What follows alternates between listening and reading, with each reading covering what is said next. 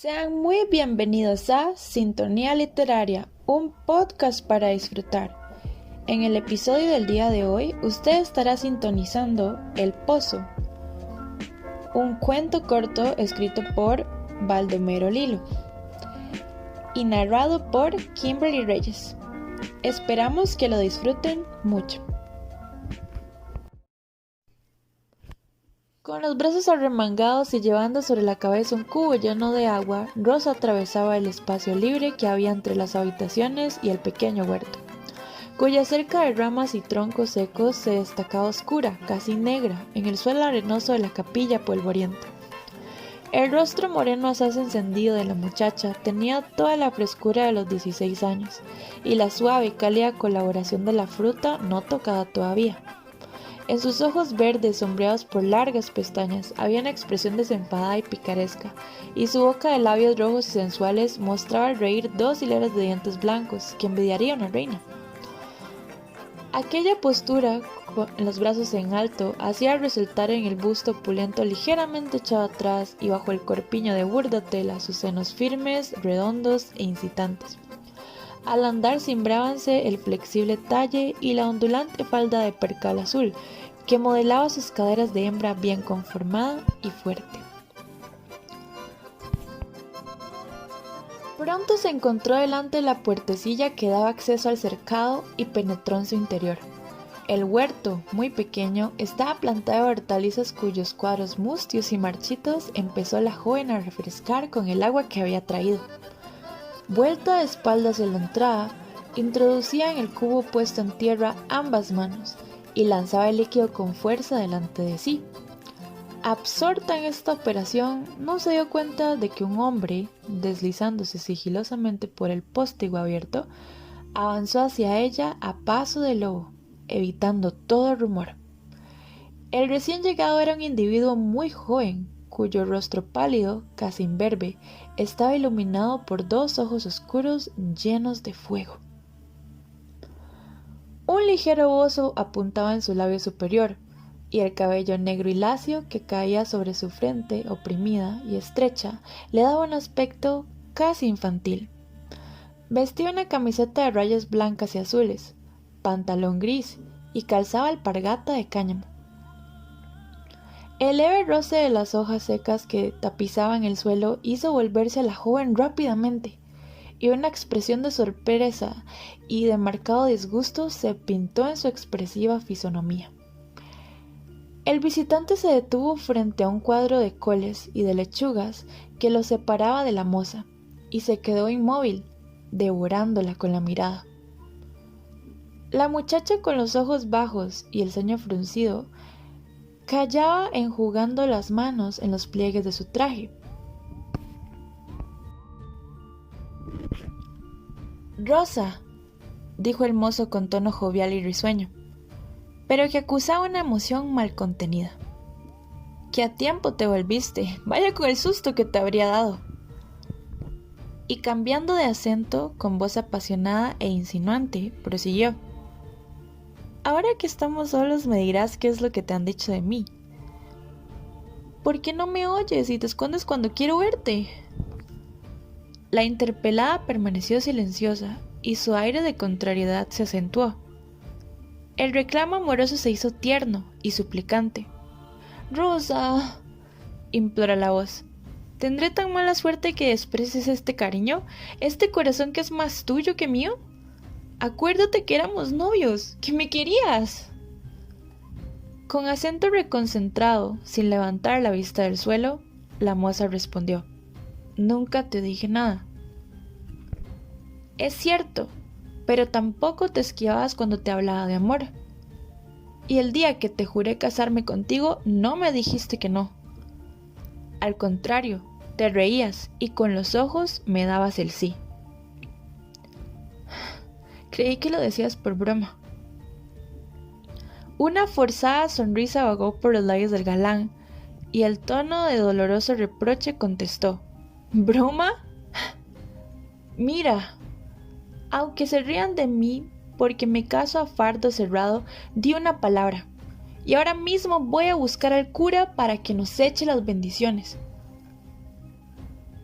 Rosa, cuya impaciencia y fastidio habían ido en aumento, por toda respuesta se inclinó, tomó el balde y dio un paso hacia la puerta. El mozo se interpuso y con tono sombrío y resuelto exclamó: «No te irás de aquí mientras no me digas por qué has cambiado de ese modo». «Nada tengo que decirte, y si no me dejas paso, grito y llamo a mi madre». Una oleada de sangre coloreó el pálido rostro del muchacho. Un relámpago brotó de sus ojos, y con voz trémula por el dolor y por la cólera, profirió: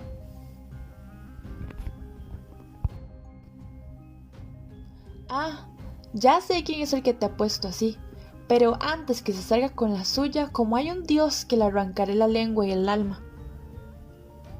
Rosa, erguida delante de él, lo contemplaba hosca y huraña.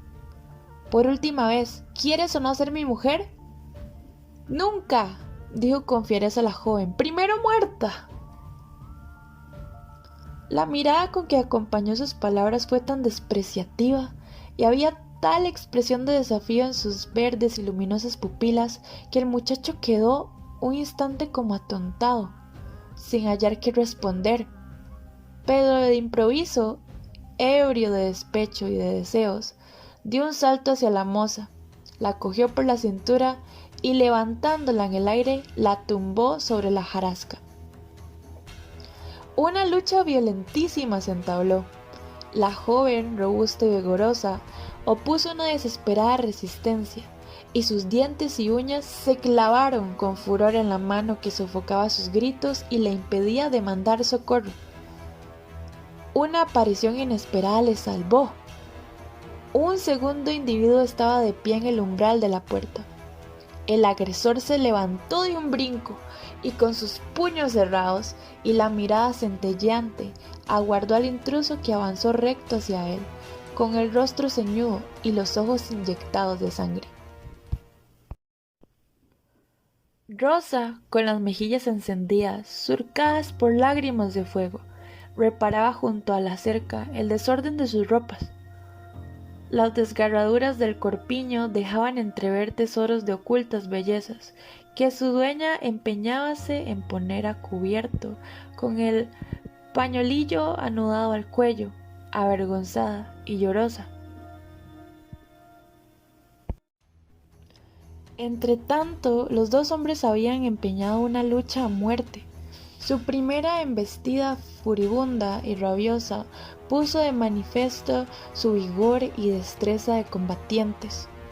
El defensor de la muchacha, también muy joven, era un palmo más alto que su antagonista.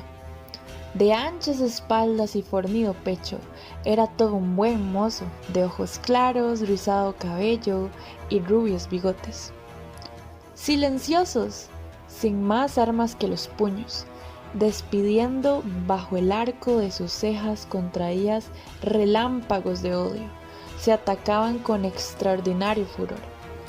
El más bajo, de miembros delgados, esquivaba con pasmosa agilidad los terribles puñetazos que le asestaba su enemigo, devolviéndole golpe por golpe, firme y derecho sobre sus jarretes de acero. La respiración estertorosa silbaba al pasar por entre los dientes apretados que rechinaban de rabia cada vez que el puño del adversario alcanzaba sus rostros congestionados y sudorosos. Rosa, mientras arrancaba con sus dedos las hojas secas y adheridas a las negrísimas ondas de sus cabellos, seguía con los ojos llameantes las peripecias de la refriega, que se prolongaba sin ventajas visibles para los campeones enfurecidos, que delante de la moza redoblaban sus acometidas como fieras en celo que se disputaran la posición de la hembra que los excita y enamora. Los cuadros de hortalizas eran pisoteados sin piedad, y aquel destrozo arrancó una mirada de desolación a los airados ojos de la joven. La ira que ardía en su pecho se acrecentó, y en el instante en que su ofensor pasaba junto a ella, acosado por su formidable adversario, tuvo una súbita inspiración. Se agachó y cogiendo un puñado de arena, se lo lanzó a la cara. El efecto fue instantáneo. El que retrocedía se detuvo vacilante y en un segundo fue derribado en tierra, donde quedó sin movimiento, oprimido el pecho bajo la rodilla del vencedor.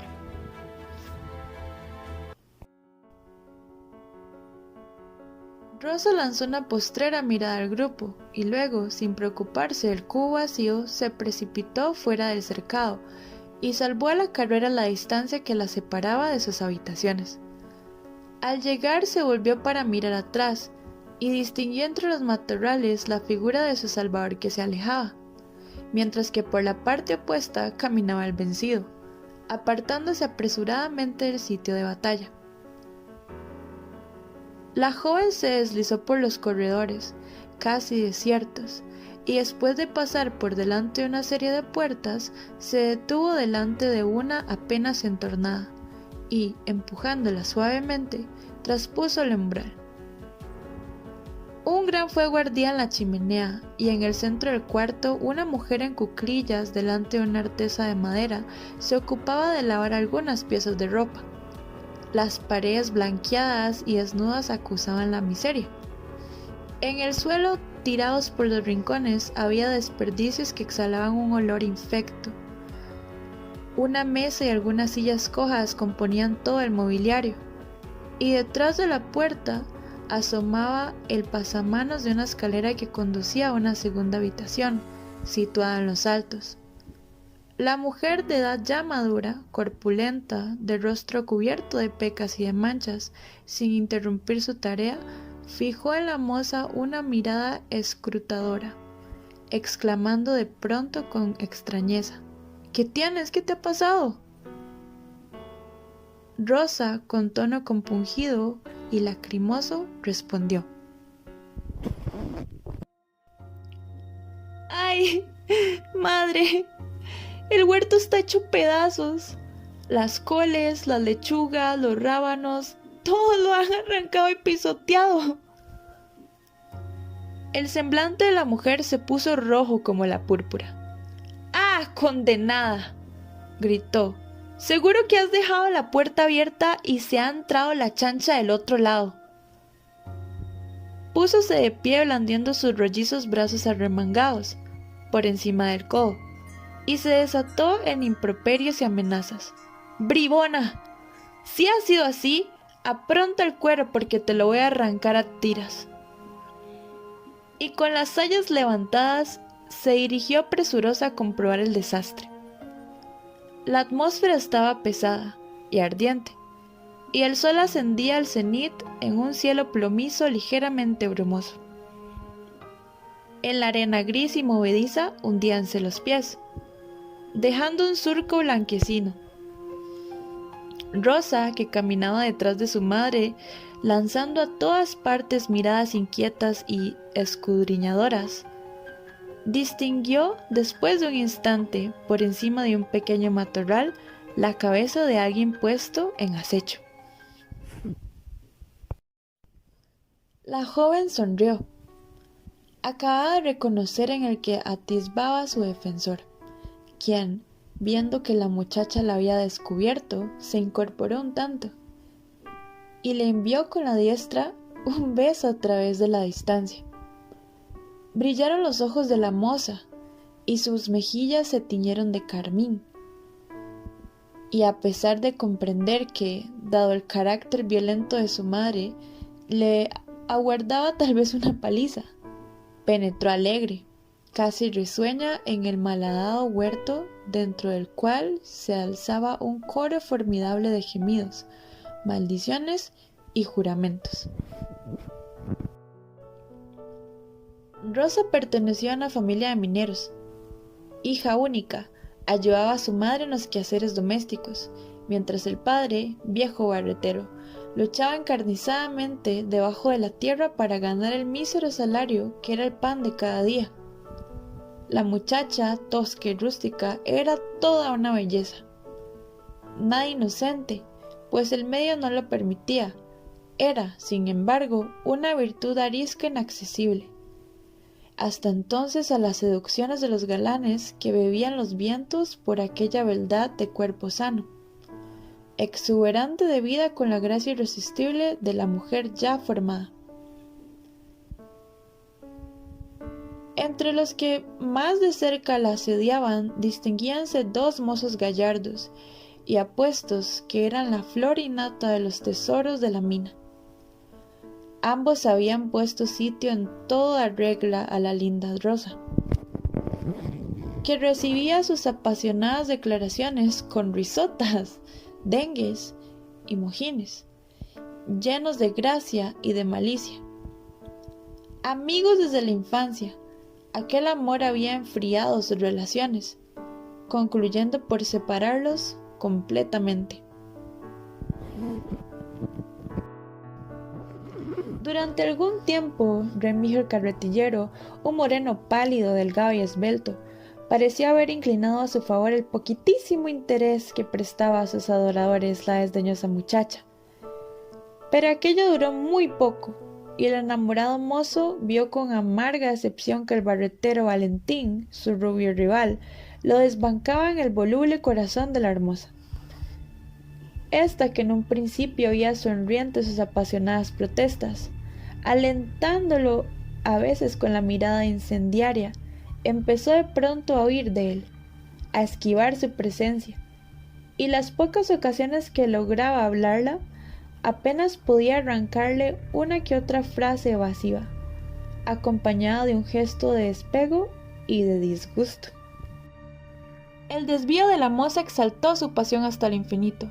Mordido por los celos, desdobló sus esfuerzos para reconquistar el terreno perdido, estrellándose contra el creciente desamor de la joven que cada día demostraba con señales visibles su simpatía y preferencia por el otro. La rivalidad de ambos aumentó, y el odio anidado en sus corazones hizo de ellos dos enemigos irreconciliables. Vigilándose mutuamente, echaban mano de todos los medios puestos a su alcance para estorbar al contrario e impedirle que tomase alguna ventaja. Como siempre y según la costumbre, el cerco puesto por los galanes a su hija no inquietaba lo más mínimo a los padres. Cediese o no al amoroso reclamo, era asunto que solo a ella le importaba. Remigio, el desdeñado pretendiente, quiso un día tener con la joven una explicación decisiva y salir, de una vez por todas, de la incertidumbre que la atormentaba, para lo cual decidió no ir una mañana a su trabajo en el fondo de la cantera. Valentín, que tuvo conocimiento por un camarada de aquella novedad, recelando el motivo que la ocasionaba, resolvió quedarse para espiar los pasos de su rival, lo que trajo por consecuencia el encuentro del huerto y el terrible combate que se siguió. Rosa, cuyo corazón dormía aún, había acogido con cierta coquetería las amorosas insinuaciones de Remigio, que fue el primero en requebrarla. Halagábala aquella conquista que había despertado la envidia de muchas de sus compañeras, pero la vehemencia de aquel amor y la mirada de esos ojos sombríos que se fijaban en los suyos, cargados de pasión y de deseos, la hacían estremecer. El miedo al hombre, al macho, aplacaba entonces los ardores nacientes de su carne, produciéndole la proximidad del mozo un instintivo sentimiento de repulsión. Mas cuando propició a cortejar al otro, el rubio y apuesto Valentín, un cambio brusco se operó en ella. Poníase encendida a la vista del joven, y si le dirigía la palabra, la respuesta incisiva, vivaz y pronta con que dejaba parado al más atrevido, no acudía a sus labios, y después de balbucear uno que otro monosílabo, terminaba por escabullirse cortada y rigurosa. La abierta y franca fisonomía del mozo, su carácter alegre y turbulento, la atrajeron insensiblemente, y el amor escondido hasta entonces en el fondo de su ser germinó vigoroso en aquella tierra virgen. Después de la refriega de ese día, la actitud de los dos rivales se modificó. Mientras Valentín seguía cortejando abiertamente a la moza, Remigio se limitaba a vigilarla a la distancia. Su pasión, excitada por los celos y aguijoneada por el despecho, se había tornado en una hoguera voraz que lo consumía.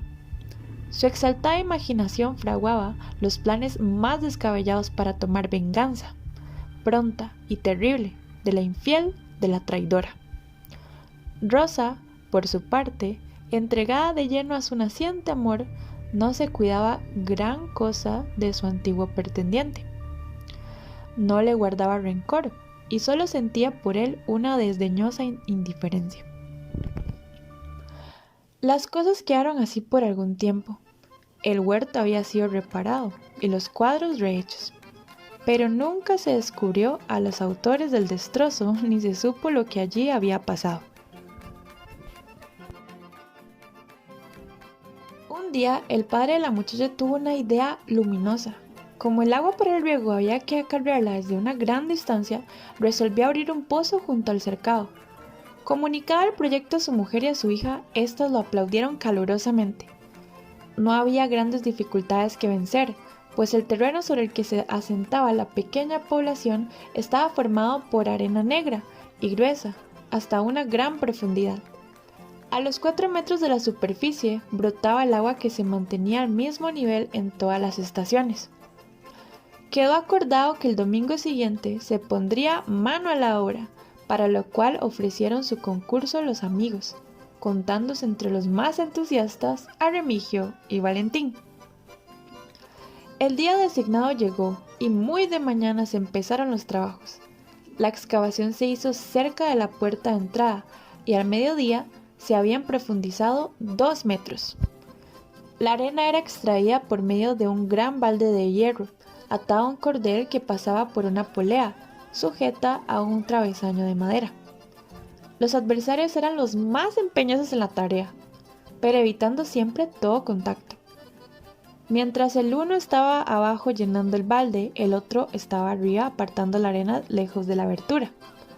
En un momento en que Remigio permanecía metido en el agujero, Valentín, pretextando que tenía sed, tiró la pala y se encaminó en derechura a la habitación de Rosa. La joven estaba sentada cosiendo junto a la puerta. «Vengo a pedirte un vaso de agua. Ando muerto de sed», díjole el obrero con tono alegre y malicioso. Rosa se levantó en silencio, con los ojos brillantes, y yendo hacia un rincón del cuarto, volvió con un vaso que Valentín cogió, junto con la pequeña y morena mano que lo sostenía. La joven risueña y sonrojada prefirió: «Vaya, no la derrames». Él la miraba sonriente, fascinándola con la mirada. Se bebía el agua de un sorbo y luego, enjugándose los labios con la manga de la blusa, agregó festivo y salamero: «Rosa, si para verte fuera preciso tomarse cada minuto un vaso de agua, yo me tragaría el mar». La joven se rió mostrando su blanca dentadura. «¿Y así tan salado?» «Así, y con pescados, barcos y todo». Con una alegre carcajada saludó la moza a la ocurrencia. «Vaya, qué tragaderas». Una voz preguntó desde arriba: «Rosa, ¿quién está ahí?» «Es Valentín, madre». Un indiferente pasó a través del techo y todo quedó en silencio. Valentín había cogido a la moza por la cintura y la atrajo hacia sí. Esta, con las manos puestas en el amplio pecho del mozo, se resistía y murmuraba con voz queda y suplicante: «Vaya, déjeme». Su combado seno henchíase como el oleaje en día de tormenta, y el corazón le golpeaba dentro con acelerado y vertiginoso martilleo. El mozo enardecido le decía tiernamente: «Rosa, vida mía, mi linda paloma». La joven, vencida, fijaba en él una mirada desfalleciente, llena de promesas, impregnada de pasión. La rigidez de sus brazos aflojábase poco a poco, y a medida que sentía aproximarse aquel aliento que le abrazaba el rostro, retrocedía, echando atrás la hermosa cabeza hasta que tocó la pared. Cerró entonces los ojos, y el muchacho, con la suya hambrienta, recogió en la fresca boca puesta a su alcance las primicias de esos labios, más encendidos que un manojo de claveles, y más dulces que el panal de miel que elabora en las frondas la abeja silvestre. El paso pesado que hacía crujir la escalera hizo apartarse bruscamente a los amantes. El obrero abandonó el cuarto diciendo en voz alta: «Gracias, Rosa, hasta luego». La joven, agitada y trémula, cogió de nuevo la aguja, pero su pulso estaba tembloroso y se pinchaba cada instante.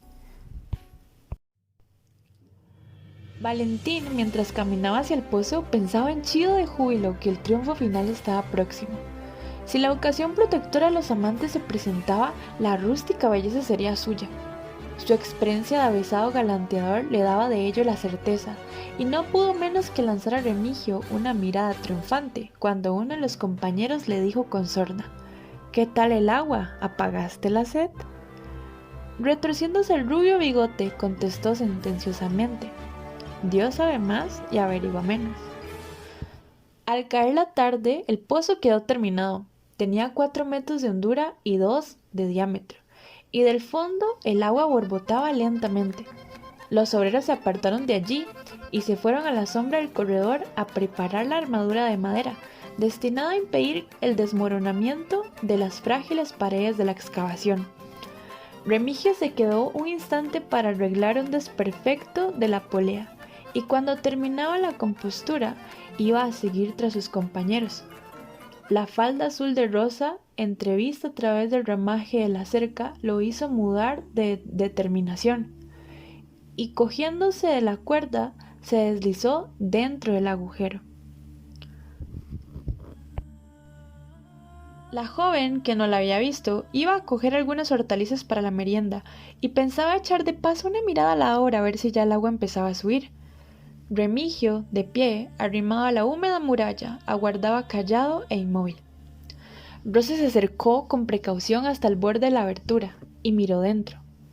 La presencia del mozo la sorprendió, pero luego una picaresca sonrisa asomó a sus labios. Alargó la mano, cogió la cuerda, cuya extremidad estaba arriba atada a una estaca, y de un brusco tirón hizo subir el balde hasta la polea, y lo mantuvo allí enrollado el resto del cordel, en uno de los soportes del travesaño. El obrero no trató de impedir aquella maniobra. Había alcanzado a percibir el fugaz rostro de la joven cuando se inclinaba hacia abajo, y aquella broma le pareció un síntoma favorable en su desairada situación. Alzó la vista y se quedó esperando con impaciencia el resultado de la jugarreta. De pronto oyó una exclamación ahogada, y algo semejante al rumor de una lucha vino a interrumpir el silencio de aquella muda escena. Enderezóse como si hubiera visto una serpiente y, aguzando el oído, se puso a escuchar con toda su alma. Una voz armoniosa, blanda como una queja, murmuraba frases entrecortadas y suplicantes, y otra voz más grave y varonil le respondía con un murmullo apasionado y ardiente. El ruido pareció alejarse en dirección del huerto. El póstigo se cerró con estrépito. Las hojas secas crujieron como el lecho blando, y muelle que recibe su carga nocturna, y todo el rumor se apagó. Remigio se puso pálido como un muerto, crispáronse sus músculos, y sus dientes rechinaron de furor. Había reconocido la voz de Valentín, y un acceso de cólera salvaje se revolvió como un tigre dentro del pozo, golpeando con los puños las húmedas paredes y dirigiendo hacia arriba miradas enloquecidas por la rabia y la desesperación. De improviso sintió que desgarraba sus carnes la hoja de un agudísimo puñal. Un grito ligero, rápido como un aleteo de un pájaro, había cruzado encima de él. Toda la sangre se le agolpó al corazón. Empañáronse sus ojos y una roja llamarada lo deslumbró. Y mientras por la atmósfera cálida y sofocante resbalaba la acariciadora y rítmica sinfonía de los ósculos fogosos e interminables, Remigio, dentro del hoyo, sufría las torturas del infierno. Sus uñas se clavaban en su pecho hasta hacer brotar la sangre, y el pedazo de cielo azul que percibía desde abajo le recordaba la visión de unos ojos claros, límpidos y profundos, cuyas pupilas, húmedas por las divinas embriagueces, reflejarían en ese instante la imagen de otros ojos, que no eran la sombría y tenebrosa de los suyos. Por fin los goznes de la puertecilla rechinaron, y un cuchicheo rápido al que siguió un chasquido de un beso hirió los oídos del prisionero, quien un instante después sintió los pasos de alguien que se detenía al borde de la cavidad. Una sombra se proyectó en el muro, y una voz burlona profirió desde arriba una frase irónica y sangrienta que era una injuria mortal. Un rugido se escapó del pecho del Remigio, palideció densamente, y sus ojos fulgurantes midieron la distancia que lo separaba de su ofensor, quien soltando una risotada desató la cuerda y la dejó deslizarse por la polea. El primer impulso del preso fue precipitarse fuera en persecución de su enemigo, pero un súbito desfallecimiento se lo impidió. Repuesto en tanto iba a emprender el ascenso cuando una ligera trepidación del suelo producida por un caballo que, perseguido por un perro, pasaba al galope cerca de la abertura, hizo desprenderse algunos trozos de las paredes, y la arena subió hasta cerca de las rodillas, sepultando el balde de hierro.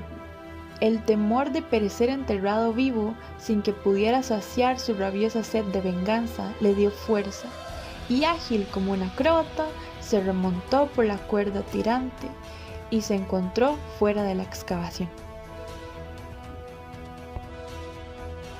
Una vez libre se quedó un instante indeciso del rumbo que debía seguir. En derredor de él la llanura se extendía monótona y desierta bajo el cielo de un azul pálido que el sol teñía de oro, en su fuga hacia el horizonte. El ambiente era de fuego, y la arena abrasaba como el rescoldo de una hornada inmensa. A un centenar de pasos se alzaban las blancas habitaciones de los obreros, rodeadas de pequeños huertos protegidos por palizadas de ramas secas. ¿Qué suma de trabajo y de paciencia representaba cada uno de aquellos cercados? La tierra carriada desde una gran distancia era extendida en ligeras capas sobre aquel suelo infecundo, cual una materia preciosa, cuya conservación ocasionaba a veces disputas y riñas sangrientas. Remigio, preso de una tristeza infinita, paseó una mirada por el paisaje y lo encontró tétrico y sombrío. El caballo, cuyo paso cerca del pozo había estado a punto de producir un hundimiento, galopaba aún, allá lejos, levantando nubes de polvo bajo sus cascos. Pero el recuerdo de las ofensas se sobrepuso muy pronto en el mozo, al abatimiento, y el aguijón de la venganza despertó en su alma inculta y semibárbara las furias implacables de sus pasiones salvajes. Ningún suplicio le parecía bastante para aquellos que se habían burlado tan cruelmente de su amoroso deseo, y se juró no perdonar medio alguno para obtener la revancha. Y engolfado en sus pensamientos, se encaminó con paso tardo hacia las habitaciones, a pesar de que el amor se había trocado en odio. Sentía un deseo punzante de encontrarse con la joven para inquirir en su rostro, antes tan amado, las huellas de las caricias del otro. Muy luego atravesó el espacio vacío que había entre el pozo y los primeros huertos. En ese día de fiesta, en medio de las mujeres y de los niños, los hombres iban y venían por los corredores en el pantalón de paño, sujeto por el cinturón de cuero, y la camiseta de algodón ceñía el busto amplio y fuerte. Por todas partes se oían voces alegres, gritos y carcajadas, el ladrido de un perro y el llanto desesperado de alguna criatura. Frente al cuarto de Rosa, el padre de esta, y varios obreros trabajaban con ahínco en la armadura de madera que debía sostener los muros de la excavación. Remigio se detuvo en el ángulo de una cerca desde el cual podía ver lo que pasaba en la habitación de la joven, quien delante de la puerta, con sus torneados brazos desnudos hasta el codo, retorcía algunas piezas de ropa que iba extrayendo de un balde puesto en el suelo. Valentín, apoyado en el dintel, en una postura de conquistador, le dirigía frases que encontraban en la moza un eco alegre y placentero. Su fresca risa atravesaba como un dardo el corazón de Remigio, a quien la felicidad de la pareja no hacía sino aumentar la ira que hervía en su pecho. En el rostro de la joven había un resplandor de dicha, y sus húmedas pupilas tenían una expresión de languidez apasionada, que acrecentaba su brillo y su belleza. Estrujada la última pieza de tela, Rosa cogió el balde y se dirigió a uno de los cercados seguida de Valentín, que llevaba en la diestra un rollo de cordel. El rubio macetón ató las extremidades de la cuerda en las puntas salientes de 2 maderos, ayudando enseguida a suspender de ella las prendas de vestir.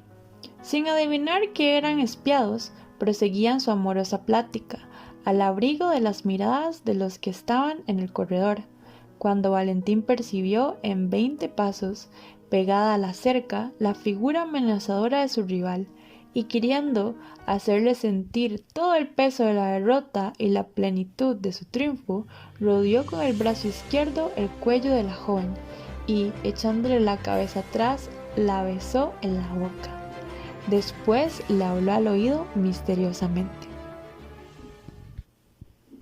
Remigio, que contemplaba la escena con mirada torva, vio a la moza volverse hacia él con rapidez, mirarlo de alto abajo y soltar enseguida una estrepitosa carcajada. Luego, deshaciéndose de los brazos que la retenían, echó a correr acometida por una risa loca. El ofendido mozo se quedó como enclavado en el sitio. Una llamarada le abrazó el rostro y enrojeció hasta la raíz de los cabellos. Cegado por el coraje, avanzó algunos pasos tambaleándose como un ebrio. En dirección al pozo caminaba Valentín cantando a voz en cuello una insultante copla. El tonto que se enamora es un tonto de remate, trabaja y calienta el agua para que otro se tome el mate. Remigio con la mirada extraviada lo siguió. Solo un pensamiento había en su cerebro: matar y morir. Y en el paroxismo de su cólera se sentía con fuerza para acometer a un gigante. Valentín se había detenido al borde de la excavación y tiraba de la cuerda para hacer subir el balde, pero viendo que la arena que lo cubría hacía inútiles esfuerzos, se deslizó al fondo para librarle de aquel obstáculo. Remigio, al verlo desaparecer, se detuvo un momento, desorientado, mas una siniestra sonrisa asomó luego a sus labios, y apretando el paso se acercó a la abertura y desató la cuerda, la cual se escurrió por la polea y cayó dentro del hoyo. El obrero se enderezó. Su enemigo quedaba preso y no podría escapársele. Mas ¿cómo retomarlo? Sus ojos, que escudriñaban el suelo buscando un arma o una piedra, se detuvieron en las huellas del caballo, despertándose en él de pronto un recuerdo, una idea lejana. Ah, si pudiera lanzar 10, 20 caballos sobre aquel terreno movedizo. Y a su espíritu sobreexcitado acudieron extrañas ideas de venganza, de torturas, de suplicios atroces. De improviso se estremeció. Un pensamiento rápido como un rayo habría atravesado su cerebro. A 50 metros de allí, tras uno de los huertos, había una pequeña plazoleta, donde un centenar de obreros se entretenían en diversos juegos de azar, tirando los dados y echando las cartas. Oía distintamente sus voces, sus gritos y carcajadas. Allí tenía lo que le hacía falta, y en algunos segundos ideó y maduró su plan. El día declinaba, las sombras de los objetos se alargaban más y más hacia el oriente, cuando los jugadores vieron aparecer delante de ellos a Remigio, que con los brazos en alto, en ademán de suprema consternación, gritaba con voz estentórea: ¡Se derrumba el pozo! ¡Se derrumba el pozo! Los obreros se volvieron sorprendidos, y los que estaban tumbados en el suelo se pusieron de pie bruscamente como un resorte. Todos clavaron en el mozo sus ojos azorados, pero ninguno se movía. Mas, cuando le oyeron repetir de nuevo, «¡El pozo se ha derrumbado! ¡Valentín está dentro!», comprendieron, y aquella avalancha humana, rápida como una tromba, se precipitó hacia la excavación. Entretanto, Valentín, ignorante del peligro que corría, había extraído el balde, el cual, por no ser allí necesario, le había sido reclamado por la madre de Rosa. La caída de la cuerda no le causó sorpresa y la achacó al impotente despecho de su rival, cuyos pasos había sentido arriba, pero no se alarmó por ello, porque de un momento a otro vendrían a colocar la armadura de madera y quedaría libre de su prisión. Mas, cuando oyó el lejano clamoreo y la frase «¡Se derrumba el pozo!», llegó distintamente hacia él. El aletazo del miedo y la amenaza de un peligro hizo encogérsele el corazón. El tropel llegaba como un alud. El obrero dirigió a lo alto una mirada despavorida y vio con espanto desprenderse pedazos de las paredes. La arena se deslizaba como un líquido negro y espeso que se amontonaba en el fondo y subía a lo largo de sus piernas. Dio un grito terrible, el suelo se conmovió súbitamente, y un haz de cabezas, formando un círculo estrecho en torno de la abertura, se inclinó con avidez hacia abajo. Un alarido ronco se escapaba de la garganta de Valentín. «¡Por Dios, hermanos, sáquenme de aquí!». La arena le llegaba al pecho, y, como el agua en un recipiente, seguía subiendo con intermitencia, lenta y silenciosamente. En derredor del pozo la muchedumbre aumentaba por instantes. Los obreros se oprimían, se estrujaban, ansiosos por ver lo que pasaba abajo. Un vocerío inmenso atronaba al aire. Oíanse las órdenes más contradictorias. Algunos pedían cuerdas y otros gritaban: «¡No, no, traigan palas!».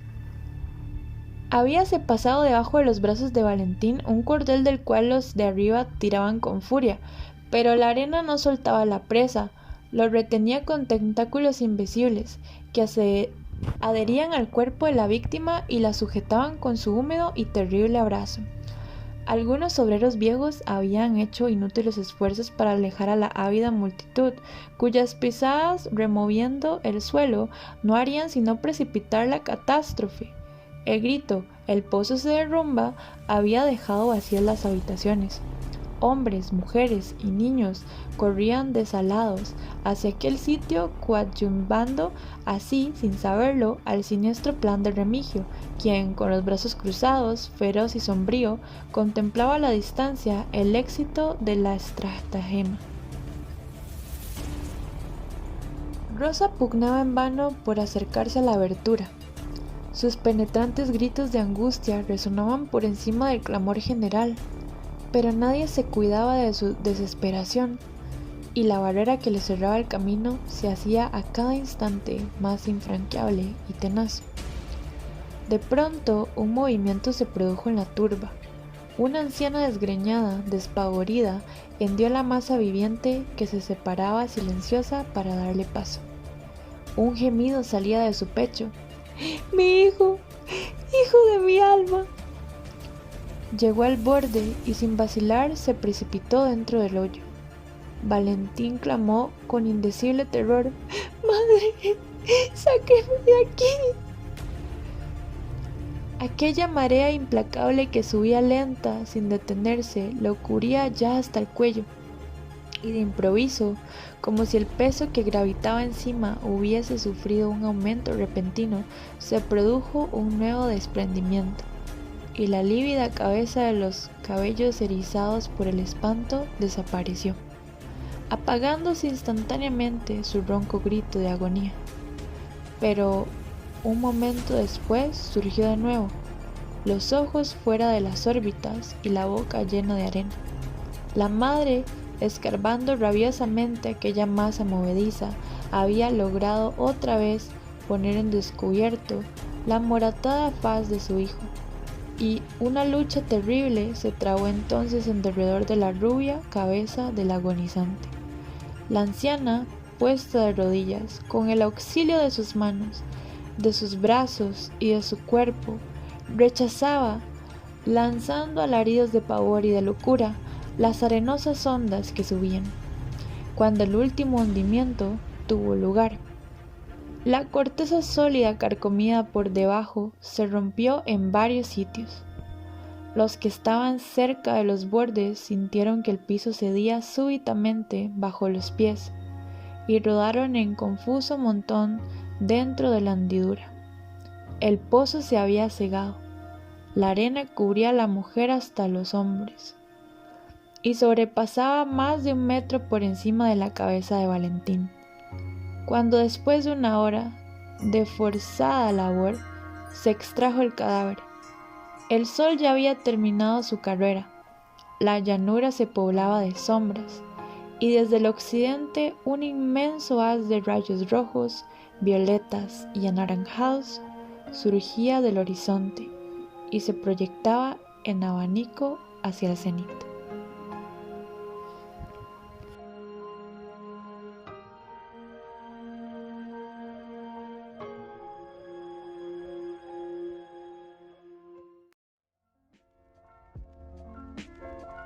Usted acaba de escuchar Sintonía Literaria, un podcast para disfrutar. Esperamos que la hayan pasado bien y los esperamos en nuestro próximo episodio. Muchas gracias por sintonizarnos.